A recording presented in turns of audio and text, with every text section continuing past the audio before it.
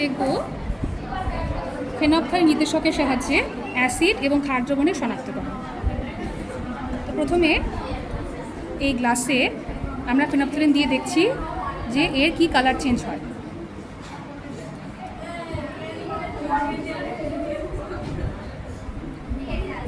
এখানে কোনো colour change হলো না, তাহলে তোমরা দেখো এখানে কোনো কালার চেঞ্জ হলো না, তাহলে এটা কি দ্রবণ?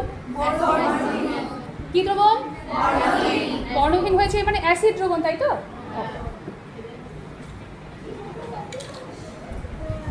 আচ্ছা, নেক্সট আমি এখানে দিচ্ছি ফেনপথলিন। দেখো কি সুন্দর কালার চেঞ্জ হয়েছে এখানে। তাহলে কি এটা কি দ্রবণ? কালারটা কি সুন্দর হয়েছে, এটা কি কালার? তাহলে এটা আমরা দেখতে পেলাম কালার চেঞ্জ। এর থেকে আমরা বুঝতে পারলাম যে কোন দ্রবণটি অ্যাসিড আর কোন দ্রবণটি ক্ষার।